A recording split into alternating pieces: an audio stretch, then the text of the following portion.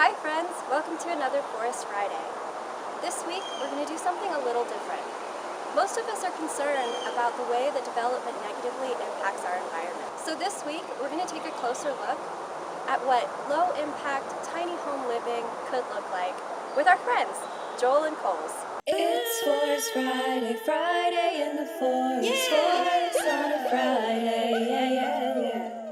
Simple Life communities were designed to be a place where people could come to downsize their possessions without sacrificing any of the amenities that they have enjoyed in their lifestyles previously. And we have built the community on those pillars. Right? From the community aspect, we have tried to be as low impact in our development as possible. And so I think the value of a place like this, so that historically this development was called the Village of Wildflowers. And so we're in this kind of lowland previous alluvial forest. And so it allowed for these opportunities for these oaks and maples and hickories and poplars to have room to kind of mature and grow and develop a full canopy. And so then the value of a small footprint, tiny home, I think your average is right around 400 square feet, that we're able to tuck these in to sort of fit within the sort of context of some forest ecology that has had this opportunity to sort of grow and thrive. But then in addition to that, with the sensitivity of how low we are in terms of this kind of floodplain and kind of swampy land, that it's also allowed for this opportunity to have these pockets of in situ stormwater and drainage solutions. And I think our residents really appreciate that.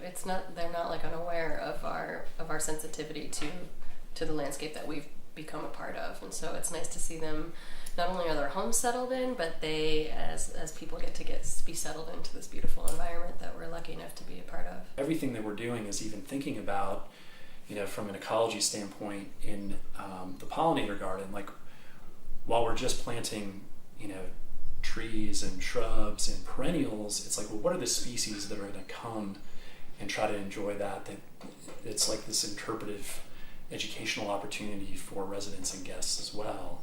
And so this pollinator garden has a bunch of species that would advocate for monarch butterflies and birds and some ecology around that small area, and finding species that promote that kind of species diversity. Not only are people coming here to potentially downsize and have a lighter footprint on the earth, but I think it's like, what are the opportunities for residents and guests to be involved and have a deeper connection with the environment and where they live? It's definitely a possibility to do low impact development that is tasteful and can be successful for residents in terms of lifestyle. And I would love for people to be able to explore using smaller construction, smaller spaces, less materials. I think that resource responsible development and construction is something that is possible.